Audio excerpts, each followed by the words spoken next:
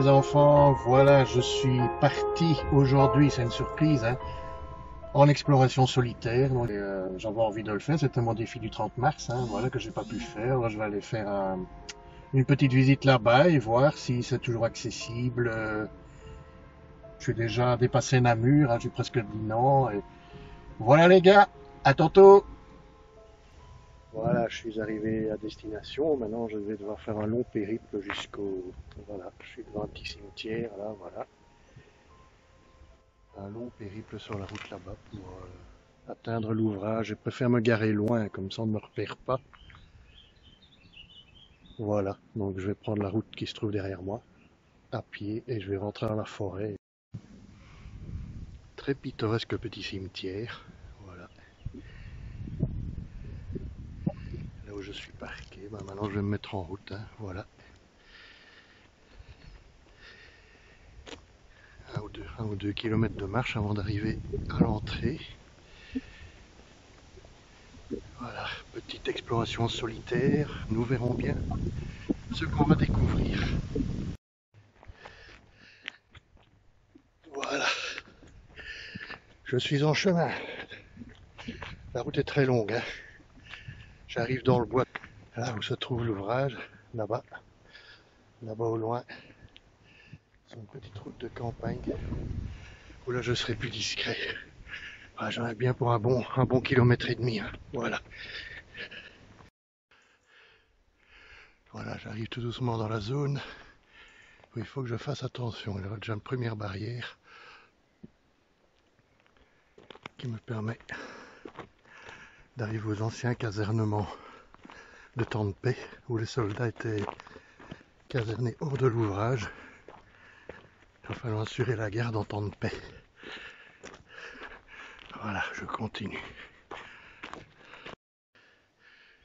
Voilà, je me trouve sur le site où se trouvait l'ancien casernement provisoire en bois qui servait en temps de paix à loger les troupes de forteresse qui occupaient l'ouvrage. Donc à partir du 24 août 1939, les équipages dans ces casernes-ci ont intégré l'ouvrage de temps de guerre et le 3 septembre 1939, la guerre était déclarée. Donc ces baraquements provisoires, dont on voit les fondations ici, ont été détruites. Voilà. Donc je vais continuer vers l'entrée des hommes. Et là, nous verrons bien si on sait accéder. Et ici, apparemment, il y a des ruches. Voilà. Pour faire du bon miel. Alors, sur mon chemin vers l'entrée des hommes, je découvre un bunker ici, qui est probablement ce qu'on appelle l'abri du ouvrage qui servait au campement, au logement des soldats d'intervalle, des troupes d'intervalle qui se trouvaient entre les différents forts de la ligne Maginot. Ceux qui défendaient les intervalles, quoi. Ils pouvaient loger dans ces casemates. Voilà, mais je vais pas m'éterniser, il y a peut-être une entrée ici où on peut aller. Il y a un trou là, mais bon, autant aller à l'ouvrage direct, ce sera plus intéressant.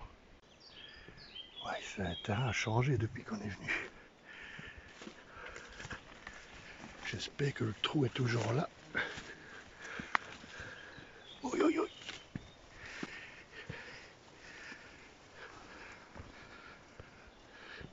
Et petite chance que ce soit toujours là. Ah, bingo. Bingo les gars. C'est ouvert.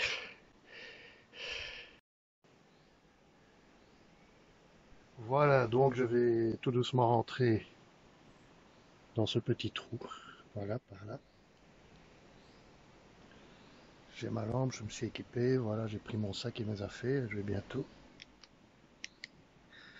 dégringoler là-dedans. Voilà.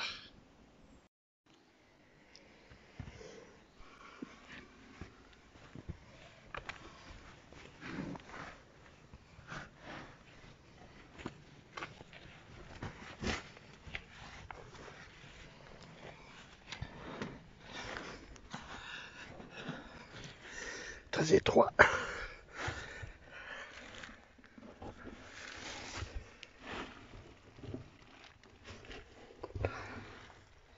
C'est étroit, on va y arriver. Voilà.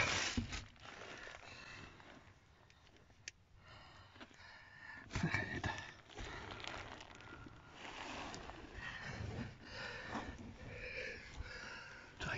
mon sac.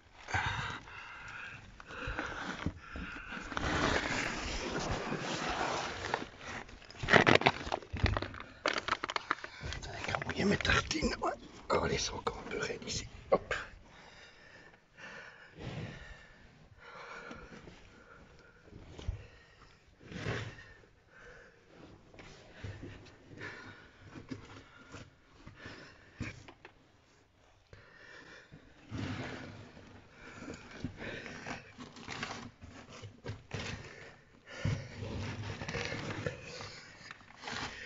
Voilà, je suis à l'intérieur de l'ouvrage. Wow.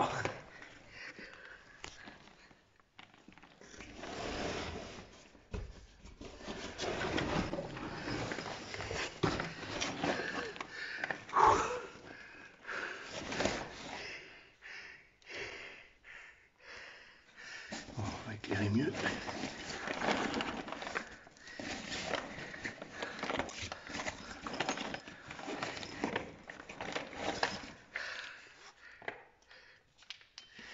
Et voilà, ça c'est nettement mieux. Qui a été complètement merlonné, on rentre par un petit trou. Donc voilà, je suis à l'intérieur de l'ouvrage. Voilà, donc je vais me faufiler à l'intérieur et explorer. Voilà, c'était mon défi de l'année passée, vu que j'ai eu un petit problème l'année dernière. Voilà. Un grand ouvrage qui comporte une entrée des hommes, une entrée des munitions, mais ici il est malheureusement inaccessible. Voilà, donc c'est un très gros ouvrage, c'est le 4e plus gros de la ligne Maginot. Voilà, je suis seul, donc c'est un défi. Je vais faire ça solitaire, donc j'espère qu'il ne va rien m'arriver. Je ne vais pas rester extrêmement longtemps parce qu'on viendra en équipe probablement. Donc voilà, c'est un des tout plus gros ouvrages qui était le gardien de la Moselle en fait, qui a connu la guerre, donc de septembre 39 jusqu'à juin 40. Donc l'ouvrage n'a pas cédé aux Allemands pendant la guerre. Donc le 25 juin à l'armistice, les Allemands avaient envahi presque la moitié de la France. Les ouvrages ici tenaient toujours. Avec environ 600-700 hommes ici, plus ou moins, c'est plus ou moins les chiffres, qui vivaient ici en permanence pendant les 9 mois de la drôle de guerre, donc de fin août 39 à juin 40. Ils ont dû vivre ici-bas. Voilà, je vais vous montrer tout ça. Voilà ici la casemate de protection de l'entrée des hommes. Si jamais l'ennemi venait à rentrer par cette entrée-là, ben voilà, il y aura un comité d'accueil.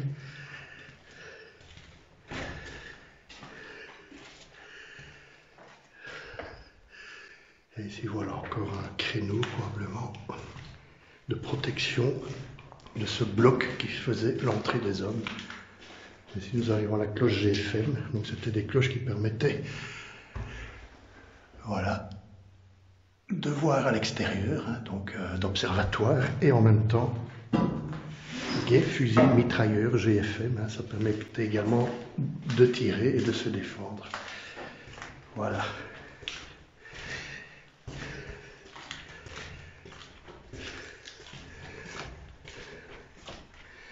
Non, après cette visite-là, ça c'est ici l'autre côté de l'entrée des hommes. Donc nous avons un autre créneau, une salle des filtres.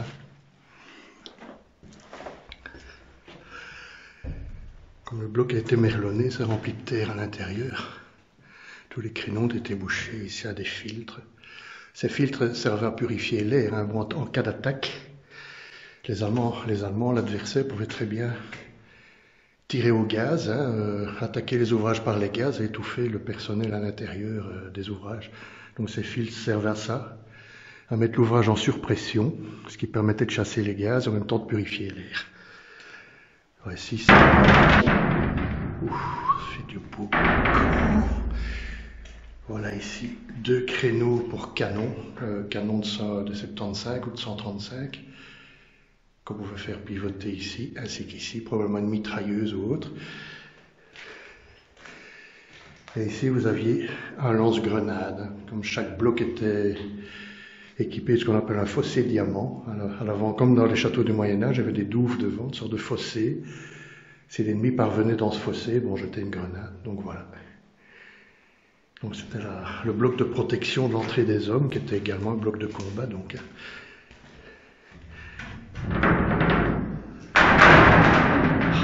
ok, au camp. Voilà, donc maintenant on va se diriger vers la galerie principale. Voilà, ici on a ce qu'on appelle une entrée en plan descendant. Il y a certaines entrées, ce sont des ascenseurs, hein, donc il faut descendre un escalier à 50 mètres sous terre, entre 30 et 50 mètres sous terre. Ici c'est un plan descendant. Donc voilà, nous descendons et on va bientôt atteindre l'usine. Voilà, cet ouvrage est immense, hein, je ne peux pas oublier, je suis tout seul ici. Voilà, j'entre maintenant dans l'usine de l'ouvrage.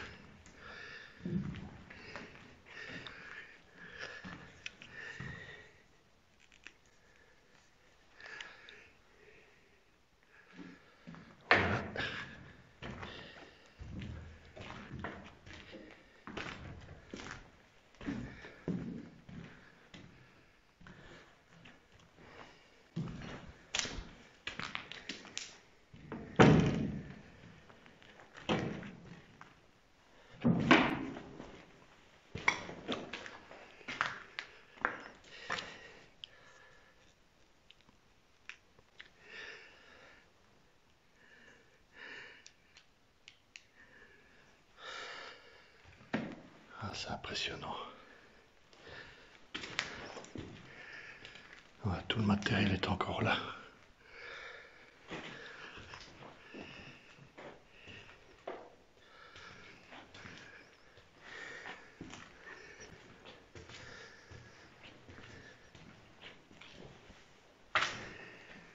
Voilà, gros alternateurs qui permettaient donc de produire de l'électricité pour l'ouvrage. En cas de siège, car l'ouvrage est alimenté par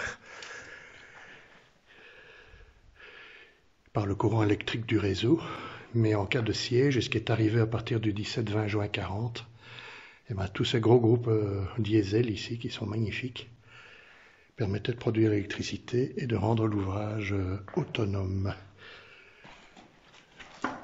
Voilà. Magnifique moteur diesel.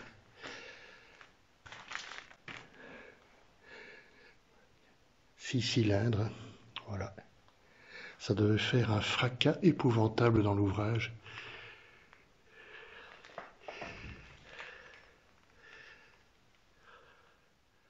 Voilà.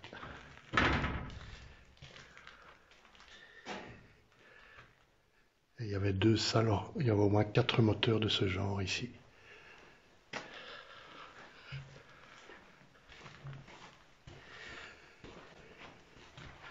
Voilà, l'alternateur ici qui est en partie démonté. Alors les locaux qui servent à l'entretien, bien surtout ça a été incendié ici. Hein. Il y a des ferrailleurs qui sont venus récupérer les métaux, surtout le cuivre. Peut-être plutôt passer par là.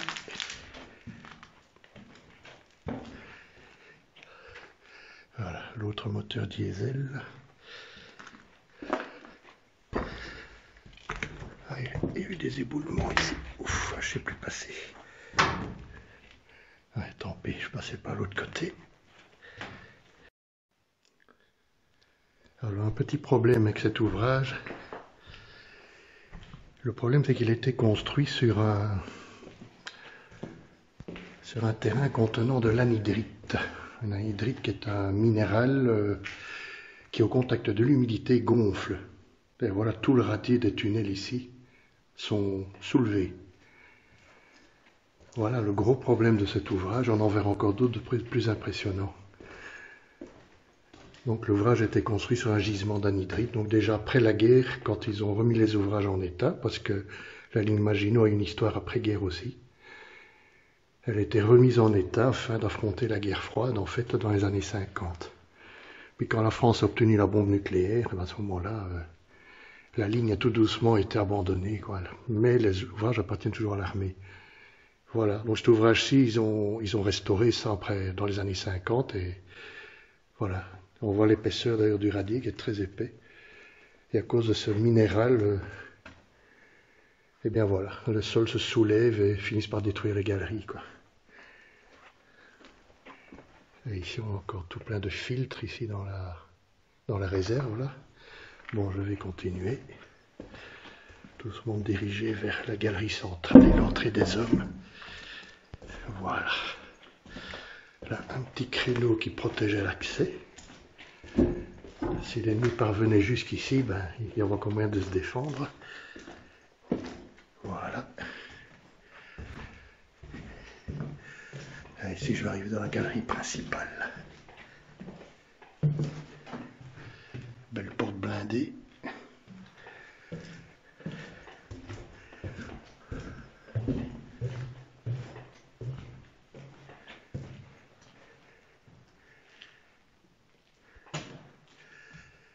Et voilà la galerie principale.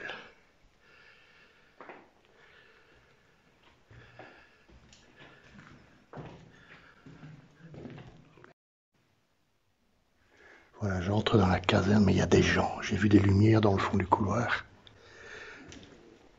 Je vais me montrer discret. Oui, ici c'est la caserne probablement.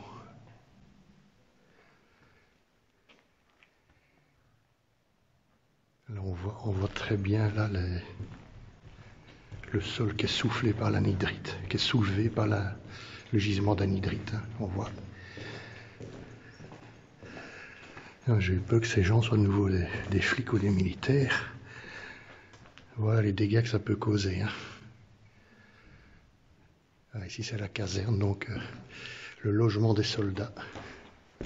Plus de 600 militaires vivaient ici, hein, en permanence.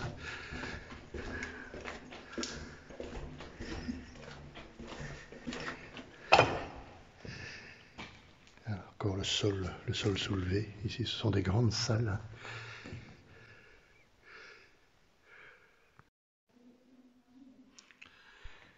Voilà ici la cuisine de l'ouvrage, avec sa hotte qui est encore présente.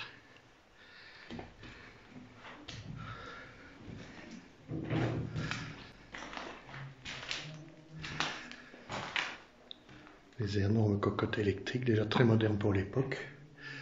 Et ici, pratiquement unique sur la ligne Maginot, ça vient un énorme four à pain. Pas oublier qu'il fallait nourrir plus de 700 soldats ici, hein, que ce soit officiers, sous-officiers, soldats. Voilà.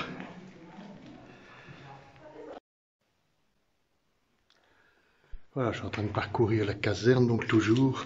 Je suis tombé sur un gentil groupe de personnes. 3 Allemands qui étaient venus visiter, qui étaient en train de jouer à un jeu, apparemment, un jeu de piste. J'ai cru que c'était des flics ou des militaires, mais non. Voilà, moi j'ai un peu discuté avec eux, hein, tout en anglais. Alors, je continue ma visite un petit peu tout seul. Ils ont été étonnés que j'étais seul, ça les a un peu intrigués. Voilà, je suis en train de parcourir. Bon, voilà de nouveau la cuisine. Probablement les locaux pour la boucherie, sans doute, probablement.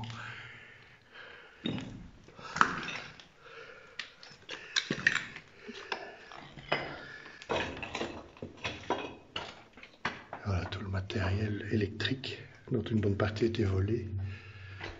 Voilà, bah, je vais continuer par là, peut-être tout doucement me diriger vers l'entrée des munitions. Voilà, je vais retraverser la cuisine.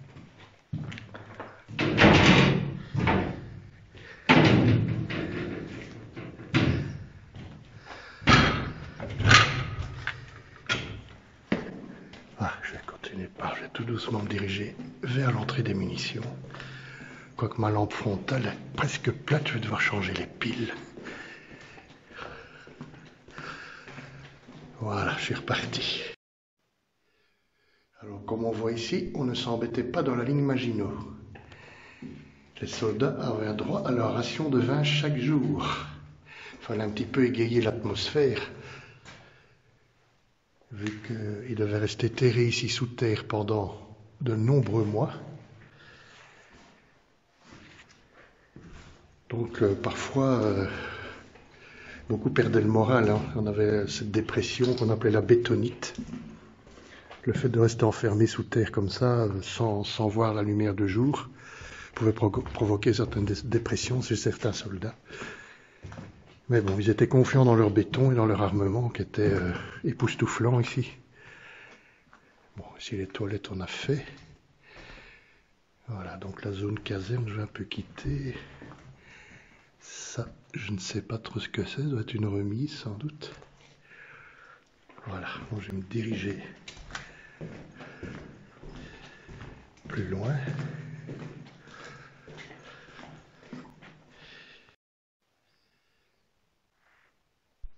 Tableau électrique, probablement la salle à haute tension de l'ouvrage, à mon avis. On n'est toujours pas très loin de l'usine. Voilà. Voilà, ici donc je vais me diriger, c'est la galerie principale ici, donc je vais me diriger vers l'entrée des hommes, des munitions, pardon, excusez-moi. Donc on voit ici le petit chemin de fer, les rails de chemin de fer, hein, tout était desservi par un petit chemin de fer électrique, des petits wagonnets qui apparemment ont disparu de l'ouvrage, hein, ils ont été probablement récupérés pour des musées ou autres. Voilà, donc je vais tout doucement me diriger. J'espère que je suis dans la bonne direction.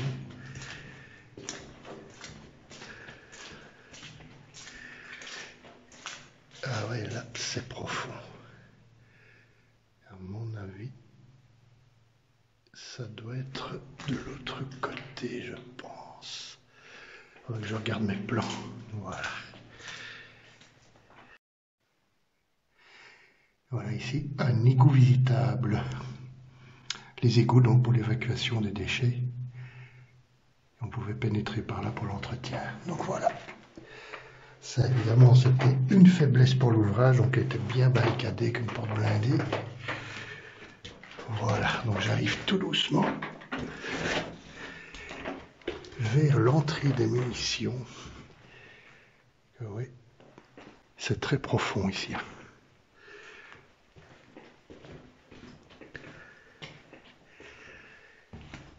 Voilà, ici c'est le bloc 14, qui est probablement un bloc d'observation. Peut-être aller faire un petit tour. Et ici nous allons arriver, je vais aller au bloc 14 après au retour. Je vais d'abord vous montrer les dégâts faits par les bandes anhydrites qui sont en train de détruire complètement la galerie de l'ouvrage. Regardez-moi ça. Alors ici, la magnifique porte parasouffle qui prouve qu'on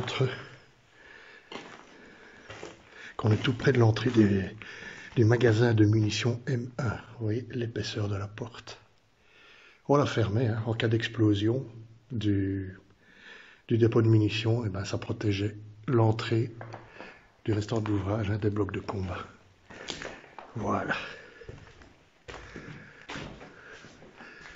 Et non, le petit train passait par ici. Regardez l'état dans lequel se trouve le sol de l'ouvrage. Regardez-moi ça.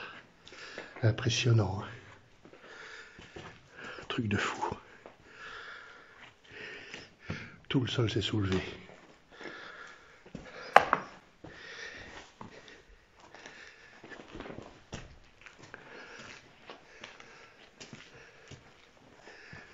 Je suis pratiquement au plafond.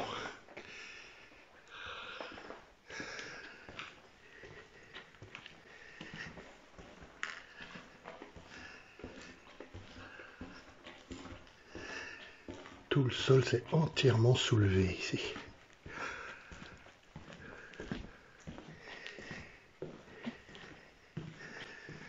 Les rails ont été torsadés, soulevés, détruits. Et là, la galerie reprend son cours normal. Donc ici, nous arrivons là, au magasin munitions M1. Regardez l'étendue des dégâts. Je suis pratiquement au plafond.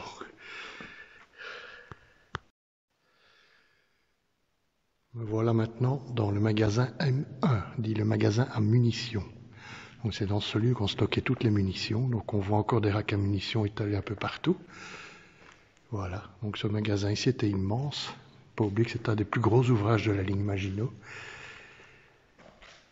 Voilà, ici c'était des quais en fait, il y avait un chemin de fer qui passait, mais on voit plus les quais vu que les Allemands pendant la guerre ont rebouché tout ça, ils ont bétonné tout. Ils ont retiré les grilles d'accès et tout pour transformer ce magasin en usine ou en bureau. Donc les Allemands ont occupé à partir de juillet 40 l'ouvrage et ils en ont fait usage également pour d'autres motifs. Voilà encore tous les racks à munitions qui sont installés. C'est encore bien en ordre. Voilà, plus de munitions malheureusement. Tout ceci était transféré vers les blocs de combat par chemin de fer, par petits chemins de fer dans la galerie, pour alimenter les différents blocs de combat. On voit que ça a été transformé. Là, au fond, là, ce sont des niches parasouffles en fait. En cas d'explosion, le souffle venait mourir dans ces petites niches qui permettaient de le contenir, quoi. Bon, évidemment, les graffitis ne sont pas d'époque, bien sûr. Voilà, donc je vais faire le tour. C'est un chemin de fer qui passait ici, donc c'était arrondi. On pouvait en faire intégralement le tour. Donc voilà encore ici des racks à munitions. Voilà.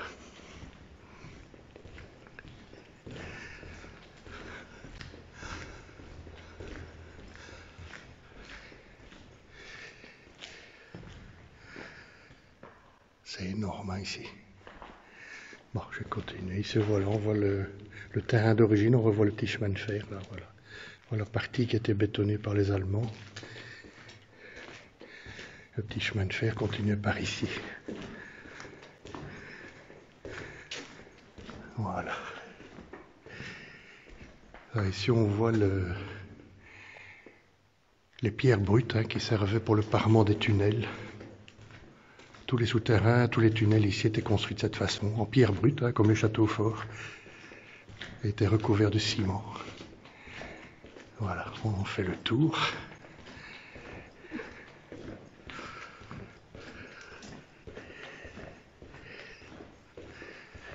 Et on arrive de l'autre côté du magasin munitions. Voilà, ici les quais sont restés tels quels, voilà. On voit ce sont des quais ici. Le chemin de fer passait. Et de l'autre côté, les Allemands ont bétonné toute la surface. Mon Dieu, c'est immense ici. Seul, c'est quand même impressionnant. Voilà, donc je vais toujours tout doucement me diriger vers l'entrée des munitions maintenant, qui n'est pas bien loin. Voilà ici la gare des locotracteurs. Donc les petites locomotives électriques qui conduisaient le petit train à travers l'ouvrage étaient entreposées et réparées et entretenues ici. Encore un engin ici étrange. Voilà, ici c'est le pont qui permettait de travailler en dessous. Et ici toute une série de treuils qui permettaient de démonter des pièces et les remettre. Voilà, c'était le garage à locotracteur. Tout était ingénieusement organisé à la ligne Maginot. Une ligne de défense absolument colossale.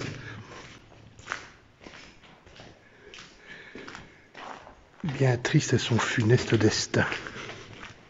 Malheureusement. Donc là, voilà, la galerie tourne, on va arriver tout doucement à l'entrée des munitions.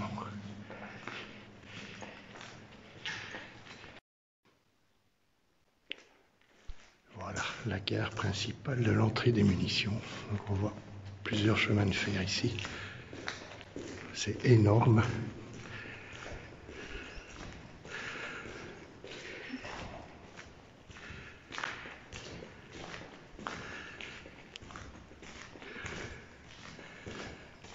Voilà. Tout est tellement sombre et noir, il y a eu des incendies ici, à cause des récupérateurs de métaux.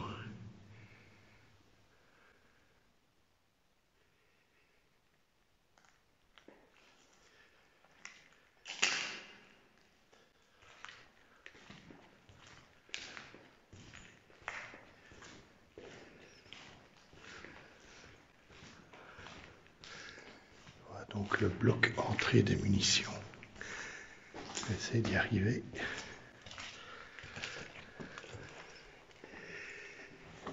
Voilà, donc il est entièrement bouché, merlonné.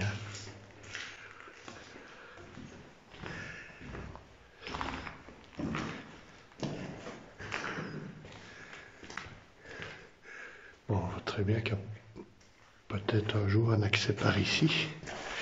C'était muré, bouché. Ouh là là. Voilà, donc ici, pratiquement pas moyen de passer.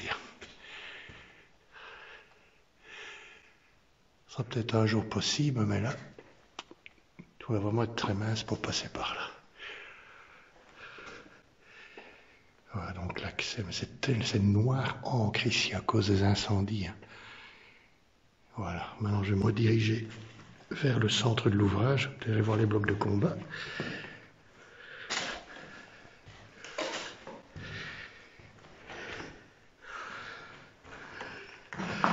Un des créneaux de protection.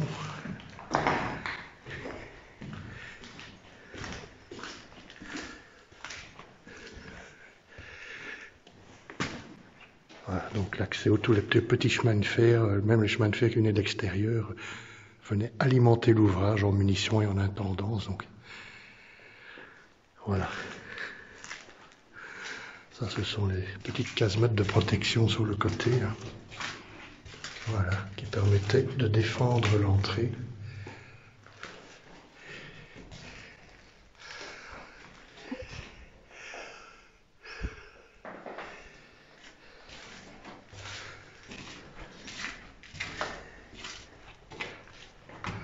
Donc des soldats étaient de faction ici. Voilà.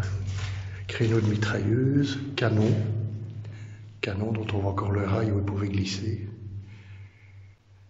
Canon de 150 ou de 75 mm. Et ici, les soldats pouvaient loger. Ils logeaient ici. Et voilà, l'accès à la cloche GFM, guet fusil mitrailleur.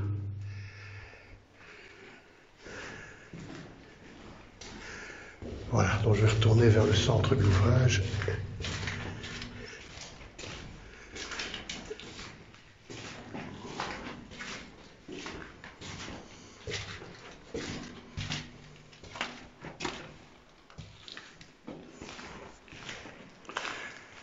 Voilà, c'est immense. On va reprendre quelques photos ici quand même. Allez, après une petite collation et un petit repos, on reprend le chemin. Donc je remonte de l'entrée des munitions par le fameux endroit dégradé ici. Profiter pour changer la pile de ma lampe frontale, car là j'y voyais plus très clair. Voilà, ouais, le plafond est ici.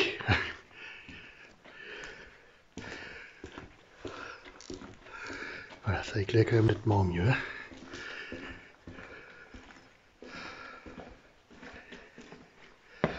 Bon, maintenant je vais tout doucement me diriger vers les blocs de combat qui sont à l'avant de l'ouvrage.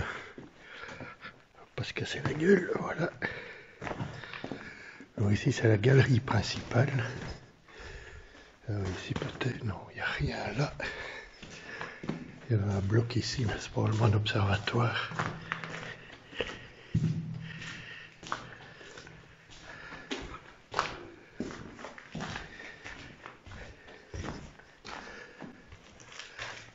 Porte-parasouffle. Et voilà, la galerie principale que je vais emprunter. Avec tout le matériel, les munitions, l'intendance suivaient par petits trains. Là, c'est le bloc 14. À mon avis, un observatoire. Je vais doucement aller voir.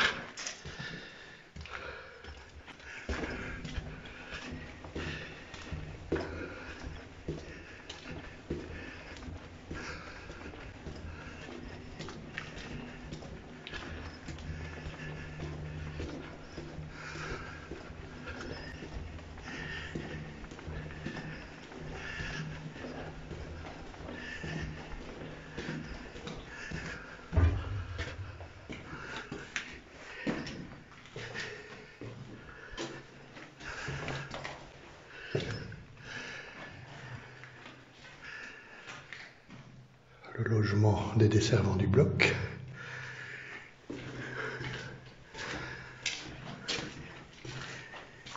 Et ici, l'ascenseur et la cage escalier.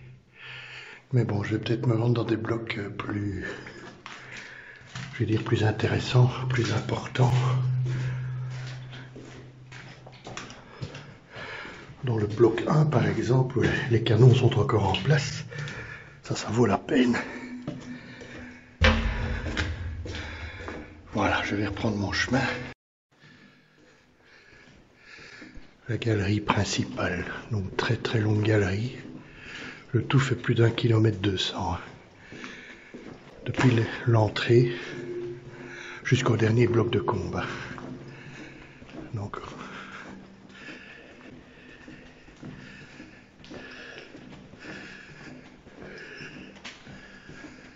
c'est très très long. Ça fait penser au métro parisien.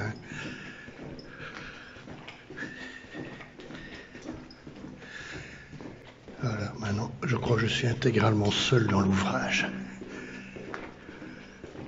C'est spécial quand même.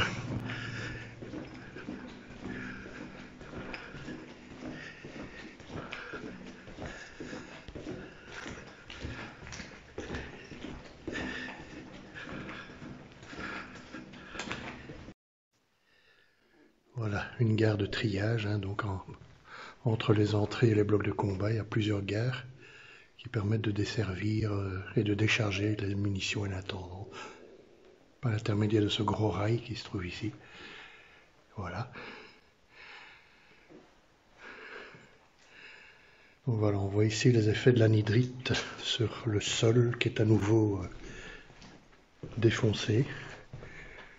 Alors ici, on va vers un bloc de combat, mais qui je crois est en très mauvais état, je pense.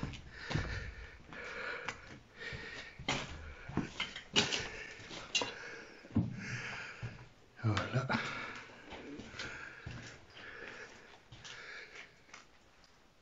Cage d'ascenseur rouillé intégralement. Je me demande si c'est pas ici le bloc 7 et le bloc 8. Ici la cage d'ascenseur.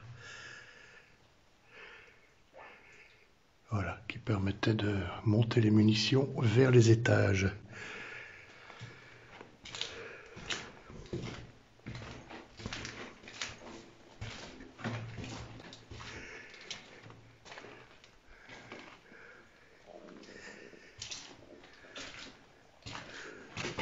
Et ici l'escalier. Je vais regarder le plan, voir où je suis.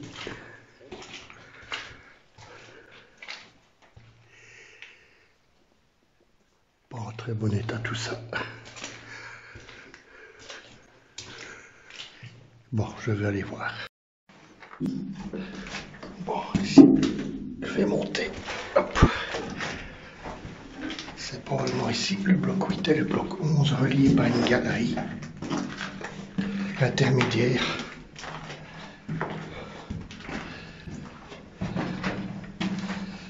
C'est un cas unique dans la ligne Maginot. Les escaliers, c'est très haut ici, hein, très profond. Il va falloir que je marche longtemps pour arriver.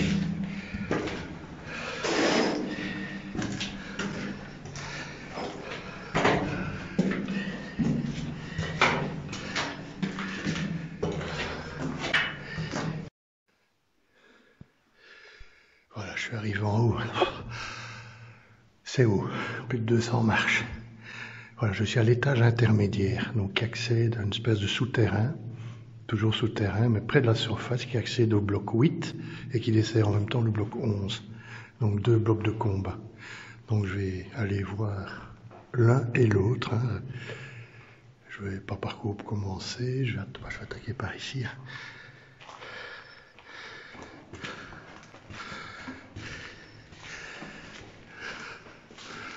Voilà, on me souvient, oh là là, il y a de la brume ici. C'est très humide ici.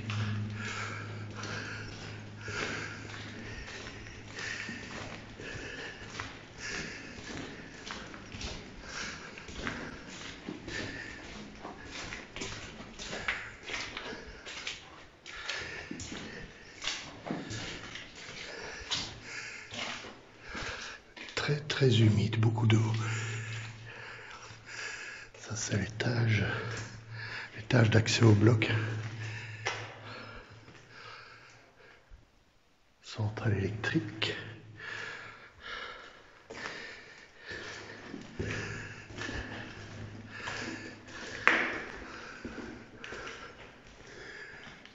Les filtres, enfin les réserves. Toboggan à douille.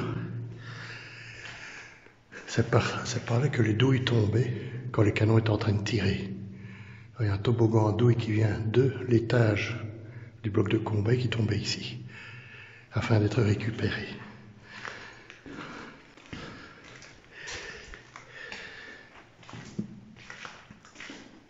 Voilà l'ascenseur pour accéder au bloc 8 ou 11. Donc je crois qu'on a encore quelques escaliers à se farcir.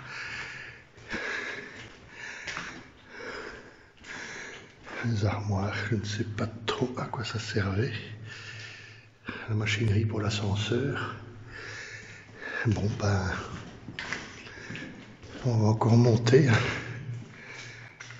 C'est un beau câble électrique. Haute tension.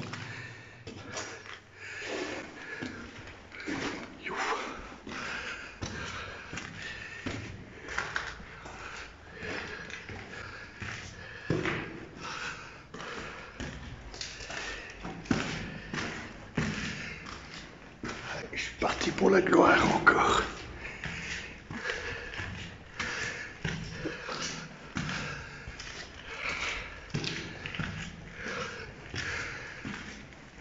Faut être bien entraîné. Et voilà, le toboggan à douille. Une fois tiré, les douilles tombaient par ici.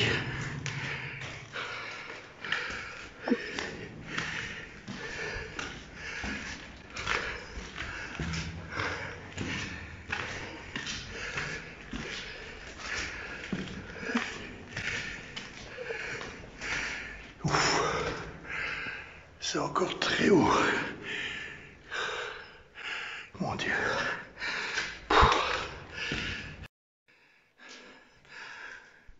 Voilà, je suis arrivé en haut. Après une volée de marche. Là, j'arrive au bloc. Ici, un local apparemment de surveillance, avec une grande table ici.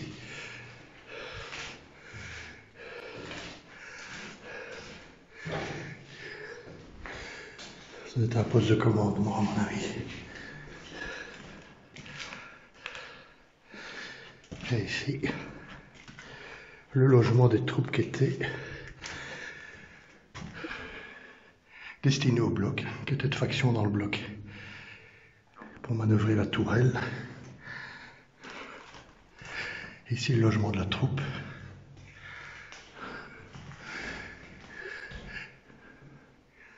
Il y avait bien une vingtaine d'hommes qui pouvaient loger ici. C'était quand même exigu.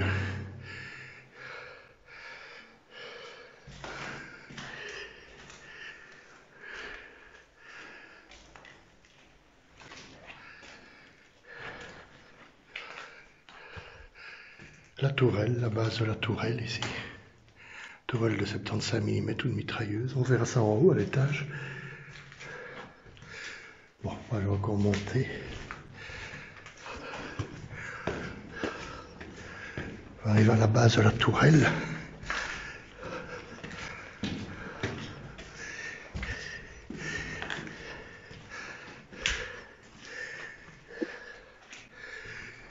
Je vois déjà la salle des filtres. Donc chaque bloc aussi en possédait une série qui permettait de protéger les blocs contre les attaques au gaz. Voici les locaux où on entreposait les munitions.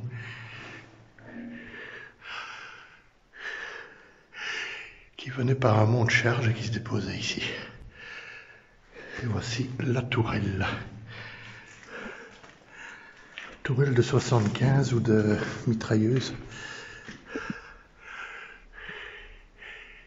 Et ici je sens l'air frais du dehors. L'eau on voit à l'extérieur. Une magnifique tourelle donc qui pouvait pivoter sur elle-même, qui comme la tortue montait et descendait pour se protéger des bombardements. Donc en très bon état celle-ci.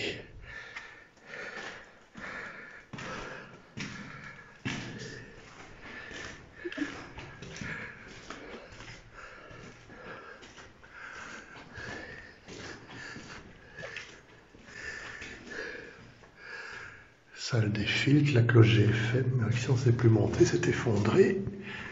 Donc ça permettait la surveillance extérieure du bloc. C'est un bloc tourelle, tourelle observation, guet fusil mitrailleur et toile. Donc je vais redescendre et je vais atteindre l'autre bloc.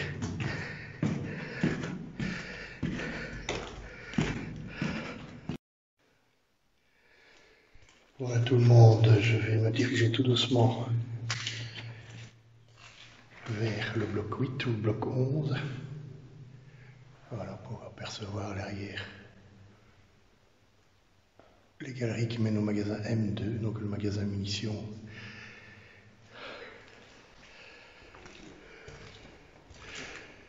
Du bloc. Voilà. Bon, c'est rare que je puisse m'en montrer moi-même vu que c'est difficile en étant seul. Voilà, donc il y a plusieurs galeries ici comme vous voyez derrière moi. Voilà. Voilà, donc je vais me diriger vers ce bloc. Ça fait déjà plus de 3 heures que je suis ici dedans, voire 4. Donc je vais me diriger vers le bloc. Sans me casser la gueule. Ben, c'est rempli d'eau ici. Voilà.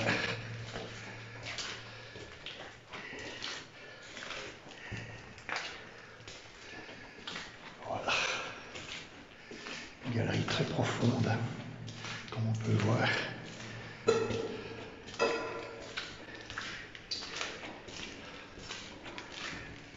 Donc je suis intégralement seul ici, dans cet ouvrage qui est grand comme une ville souterraine. Voilà, je vais me diriger vers un des blocs de combat, mais probablement une tourelle. Ah, peut-être une vue sur l'extérieur, je vais voir. Allez, à tout à l'heure. Voilà, bon, je me dirige vers le bloc, l'autre bloc. Au bout de la même galerie intermédiaire, donc là, je suis parti de nouveau pour une volée de marche. Il faut avoir des bonnes jambes et pas être fumeur. Ouh.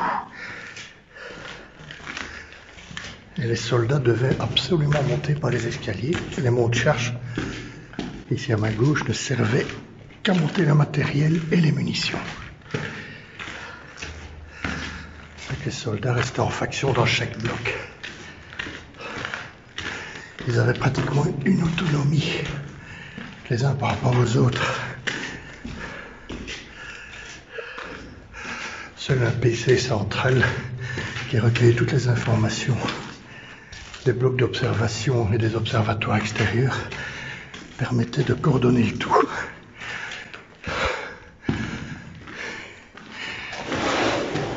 Wow, c'est chaud.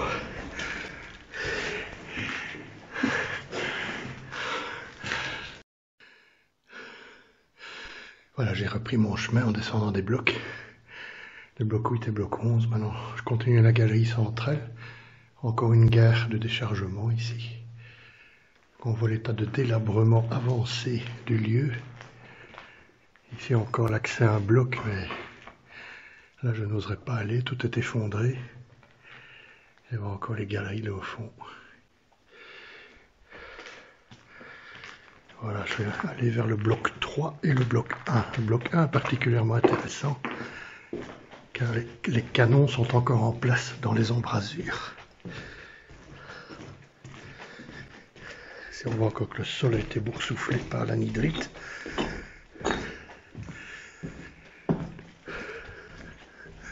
Et un beau jour, toutes ces galeries s'effondreront, hein, il y aura des problèmes, quoi. Tant que ça n'arrive pas maintenant, là j'aurai un gros problème.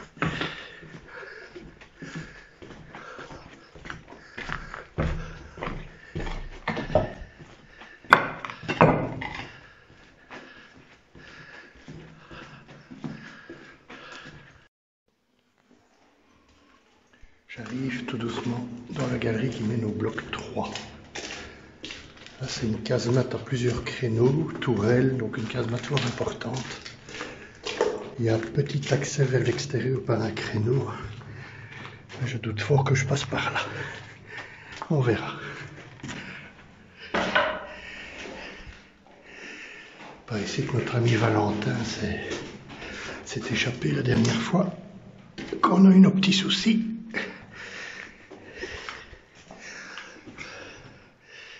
Un beau local ici. Bon, bah je suis quitte pour me retaper tous les escaliers. Ça va encore être chaud. Ok, on y va. Voilà. Je suis dans le bloc 3. On va allumer la lampe. Voilà, pour y voir plus clair. Voilà. Chambre d'homme. Chambre d'homme, ça doit être ça qui est écrit.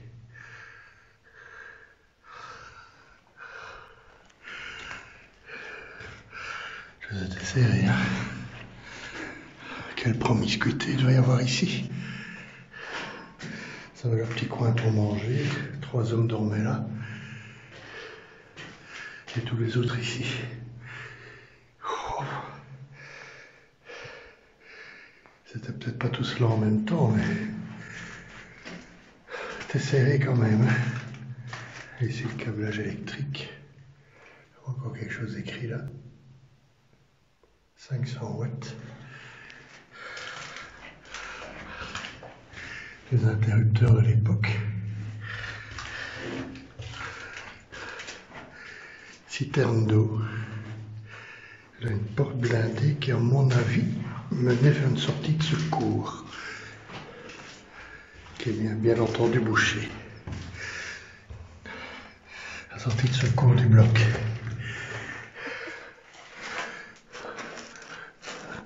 Ah, c'est complètement merlonné, évidemment. On ne sait pas y aller.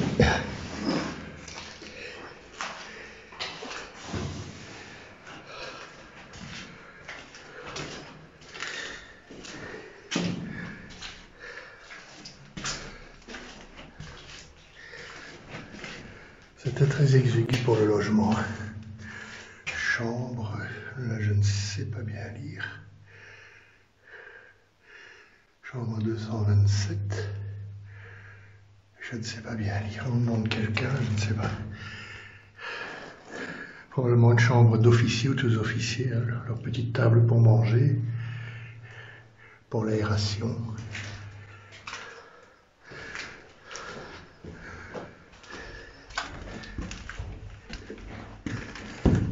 Voilà, on arrive en haut du bloc. Alors, on arrive direct à la tourelle. Tourelle à éclipse. Voilà.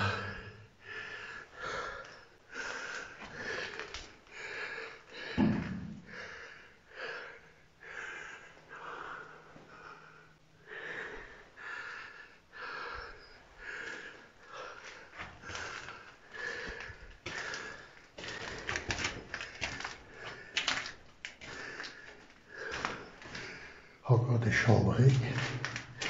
3 soldats ici.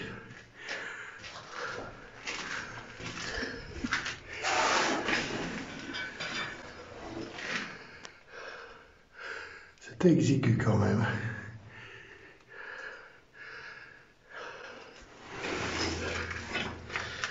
Et ici la cloche GFM.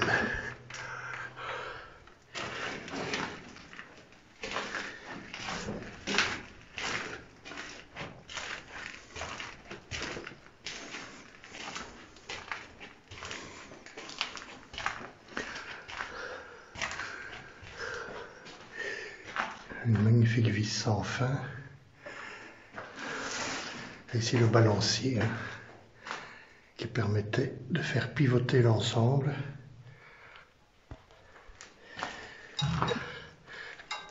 Et bien entendu ne fonctionne plus.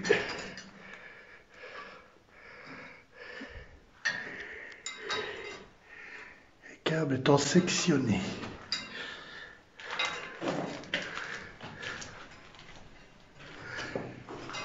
C'est un local, je ne sais pas trop à quoi il sert.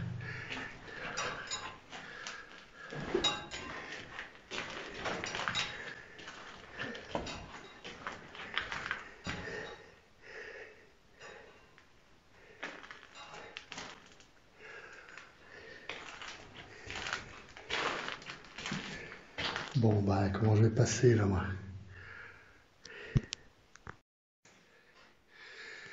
Encore une chambre, peut-être d'officier,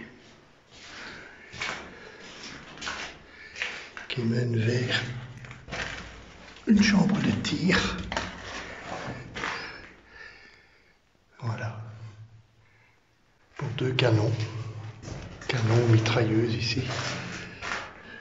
Un canon de 135 qui pivotait ici dans ce créneau. Et une mitrailleuse probablement dans celui-ci. Il y a un accès à l'extérieur, mais c'est pas ici que Valentin est sorti.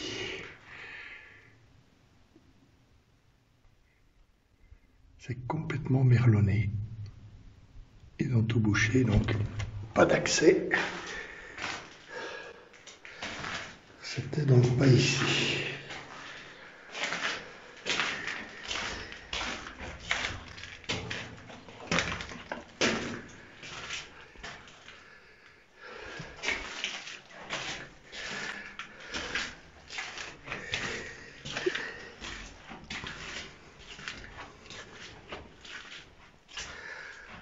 Il faut que je l'escalade ce truc-là. Voilà, je suis ressorti du bloc 3. Me voilà maintenant de nouveau dans une gare. Là, encore un bloc. Un bloc d'observation pour le moment. Maintenant, je vais me diriger vers le bloc 1, qui est le plus intéressant. Car là, les canons sont encore en place dans les embrasures. C'est une grosse casemate de 3 canons de 75. Et tout est encore en place, sauf peut-être les tubes des canons qui ont été retirés, mais c'est tout. On va voir ça.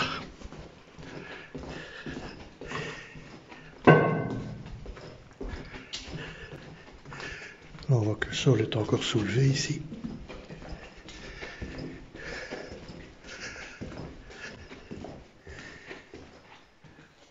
Encore un local ici.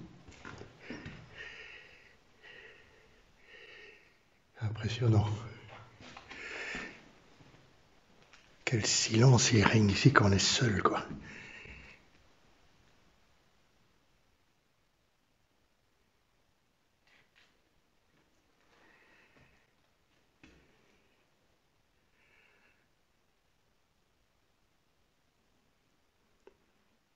Pas un son, rien.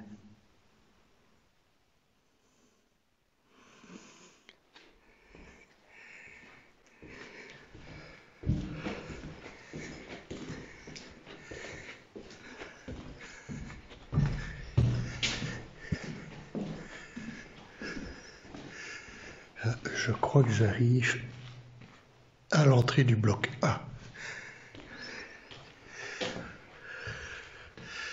On va donc y aller. Temps de prendre quelques photos ici.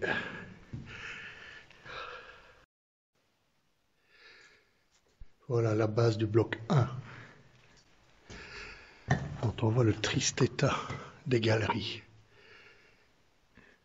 On dirait qu'un missile est tombé ici. C'est le magasin M2 ici, hein.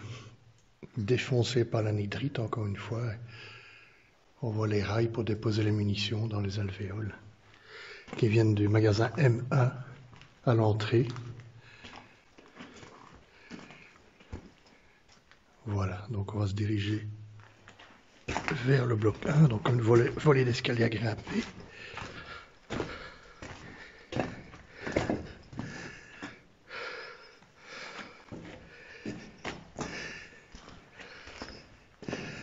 Voilà encore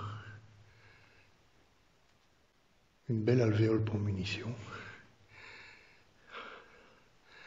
desservi par un chemin de fer. Hein, donc voilà, donc c'est un bloc assez important ici. Hein. Ouf, coincé le pied dans la grille. Oh. Allez, là, je sais plus sortir. Mais... voilà.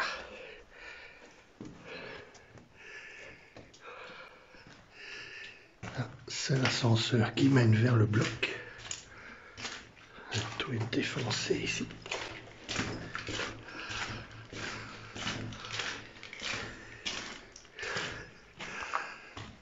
Il y avait deux ascenseurs ici qui montaient là-haut. Il faut que je trouve l'escalier pour pouvoir grimper. Ouf, plein de boue ici. Ça doit être l'appareillage pour l'ascenseur.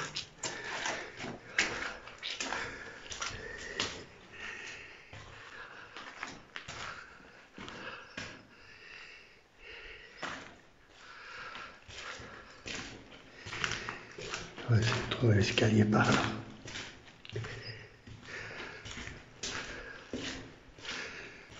Et ça, c'est le toboggan à douille.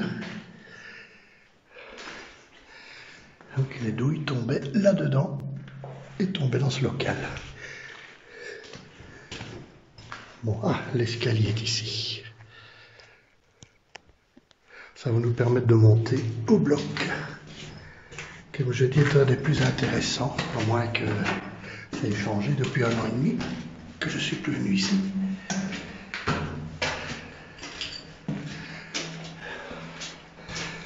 Ici, bizarrement, l'escalier est en bien meilleur état qu'un peu plus loin.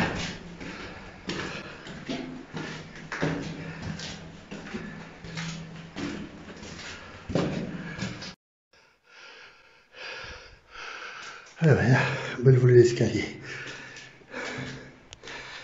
Voilà, donc, pour ceux qui s'aventurent ici, c'est très dangereux, hein. Regardez le trou. Tombe à pic ici, hein. Faut faire attention.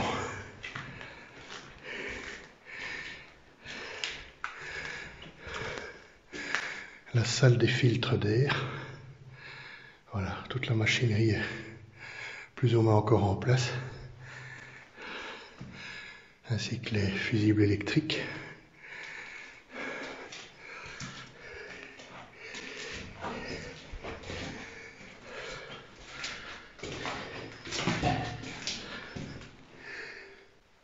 Toilette. C'était utile aussi.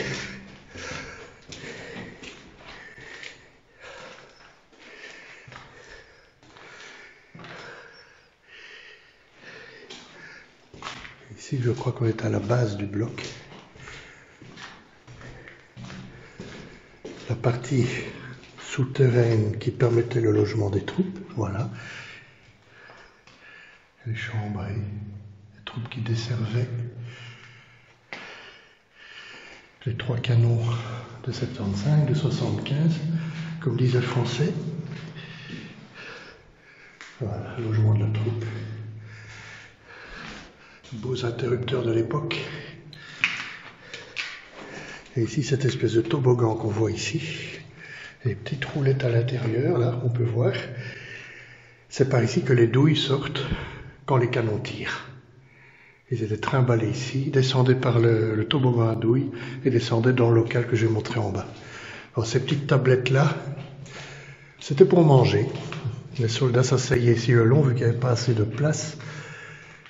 Il n'y avait pas de réfectoire non plus, donc ils s'installaient ici, mangeaient ici, dans les couloirs. Dans beaucoup d'endroits, ils ont disparu.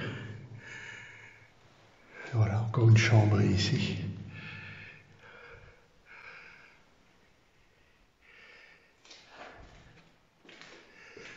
Donc ici, c'est le sous-sol du bloc.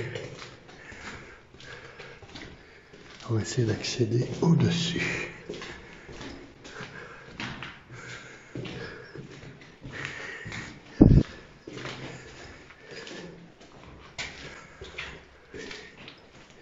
Et on va accéder par ici.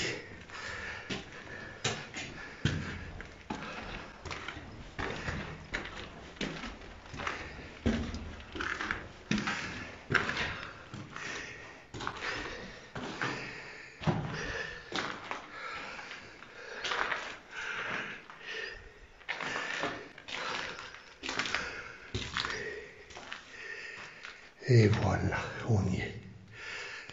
Et voilà les canons.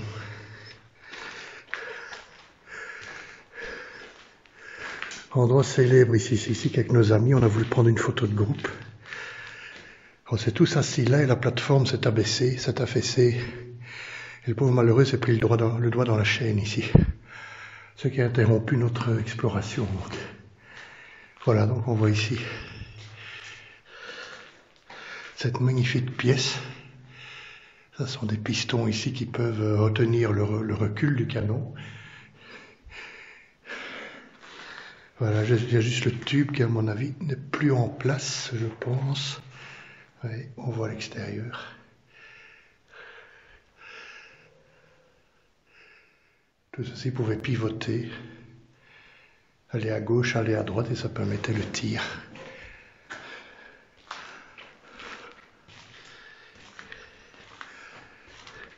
Ici également. Ici les armoires à munitions.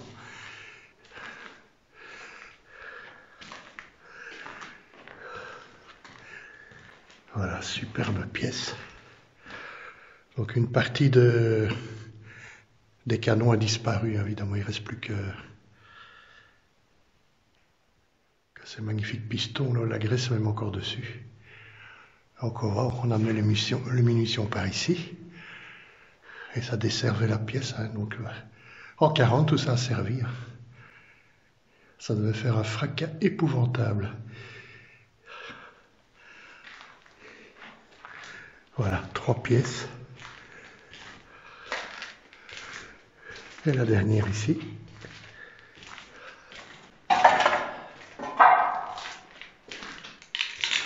Donc les douilles étaient projetées là-dedans et évacuées par où je l'ai dit. Bon, on va faire attention. Voilà le tube du canon, je crois que le tube lui a disparu. Avec une chaîne et toute une série de chaînes qui permettaient de tourner à gauche, à droite, au-dessus et en dessous. Qui permettaient un plus grand angle de tir. Voilà.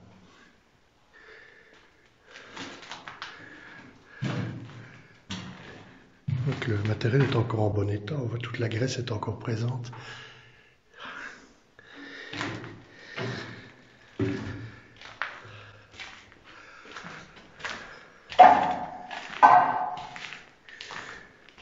Alors là, je présume que c'est la cloche.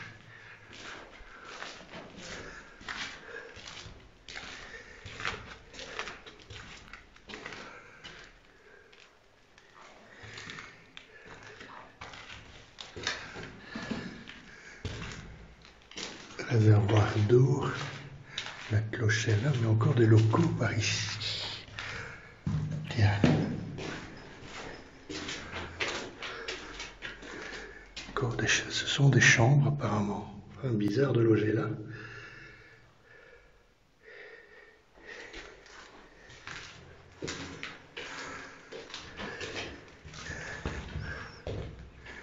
Goulot de lance-grenade. Hein? On voit l'extérieur.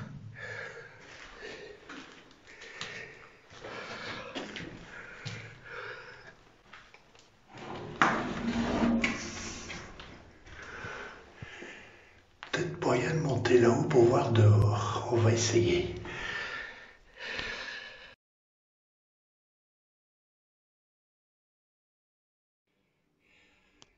Une petite vue de l'extérieur dans la cloche.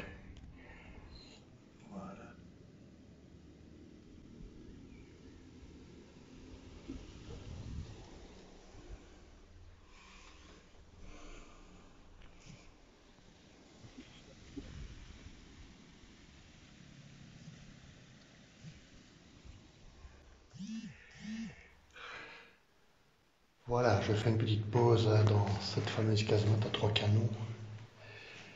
Ces magnifiques canons que l'on voit derrière moi. Donc voilà, ce sera le dernier bloc que je visiterai pour le moment, avant de revenir en équipe évidemment, avec toute la bande.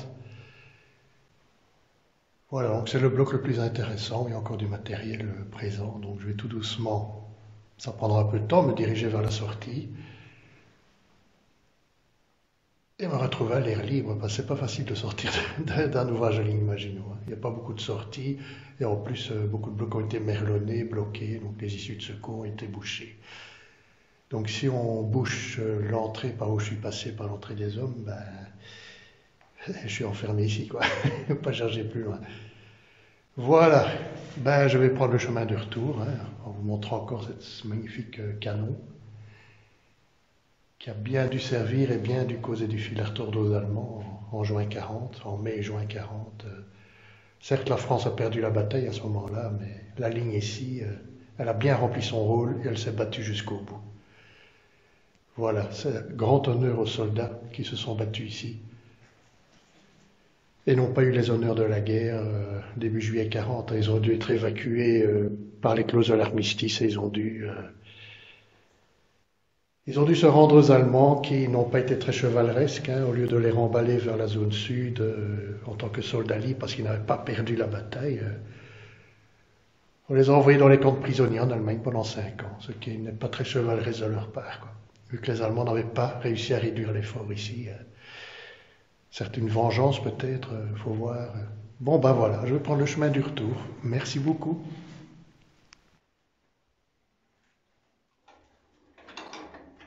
Ça fonctionne encore.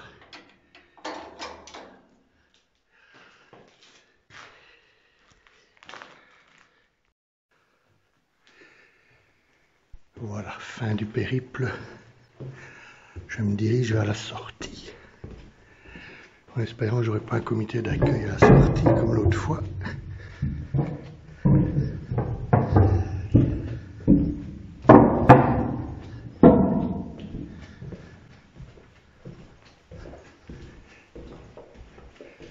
Nous verrons.